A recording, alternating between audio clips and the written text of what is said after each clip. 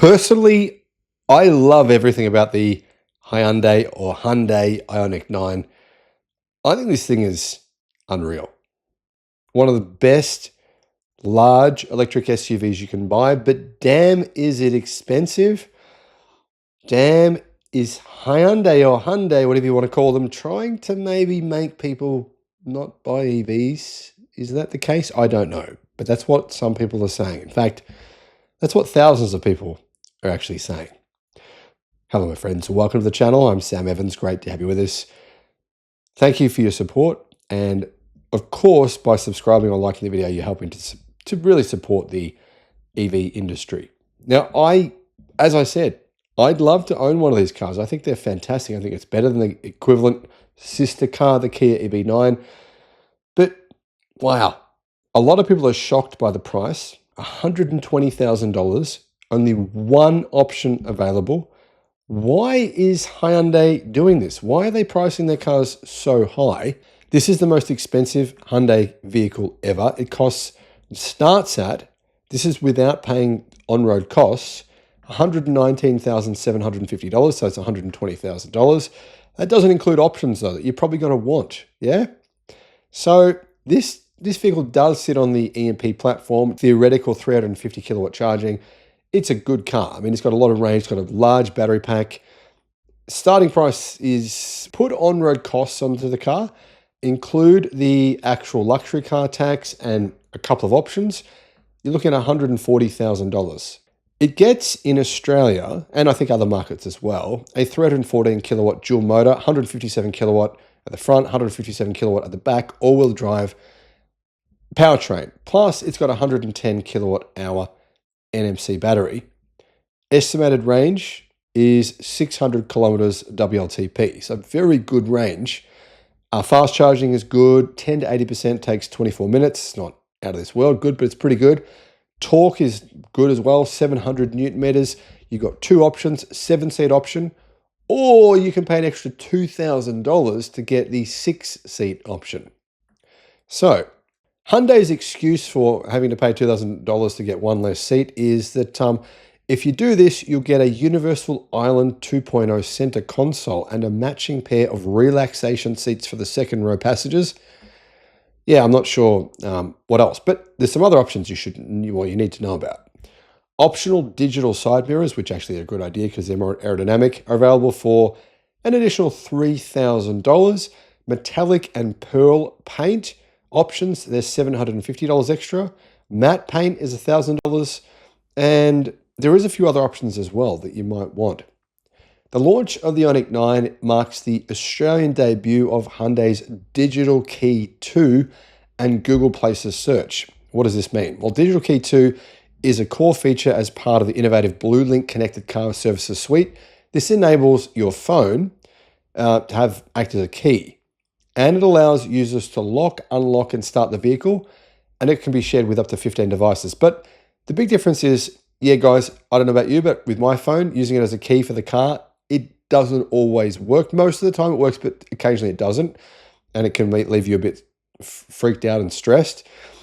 Apparently, the Hyundai system has this little feature that enables some sort of wireless communication without needing Wi-Fi to work, or without needing actual Bluetooth either as well. So that's pretty cool. Inside, it's got an integrated curved 12.3-inch instrument cluster and infotainment displays, which looks nice. I mean, the interior does look very, very nice. The steering wheel looks nice. I think it's really, really well done. It's got Napa leather seats. Aluminium, you can see, is being used pretty heavily. And it's pretty big on the inside. It's got a 3.1 meter wheelbase, a flat floor, and they say it's the most spacious SUV in its class. I'm not sure what its class means, but anyway. Now, the cheapest version of the Kia EV9 starts at 97,000 Australian dollars. It's about $60,000 in the United States. Similar prices in Europe as well. But I'm curious to know, I mean, really, your drive-away price is going to be probably about $130,000 here in Australia for this car. Hyundai, they must know that most people can't pay that kind of price. That's very expensive. Even households where two people are working and both make a good income, that's still a lot of money. And I kind of wonder, why are they doing this? Why are they making this so expensive? Either way, like I said, I would love to own one of these cars, and I legitimately, honestly mean that. I'm not just saying it. And I've got to tell you, I'm not just saying that people are angry. They are furious that this car is so expensive. I've literally read hundreds of comments on different websites and YouTube videos saying, why are they doing this? Are they trying not to sell it? Are they making this a compliance car? Are they trying to say, told you so? We made this EV, no one bought it. Is that what they're trying to do? Now, I'm not saying it is, but that's what people are saying. That's what people think. People think that they've made this car as a compliance car, made it so expensive in only one variant, which prices everyone out of the market. Well, most 95% of people out of the market. And then they can turn around and say, well, we told you no one wanted these EVs. Now, I'm not saying this is accurate. I actually don't think it is accurate, but they do have a point. It does seem crazy that it starts at that high, really, really high price.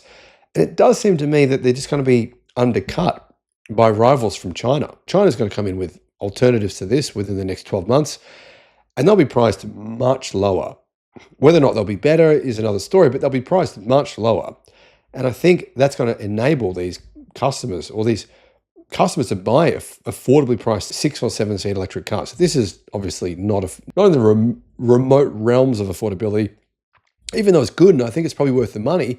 It's just too expensive for the average person. Not even the average person, but the average, even relatively highish income earner, I think couldn't justify this much money on one car. Let me know your thoughts. Do you agree? Do you disagree? Let us know what you think in the comments.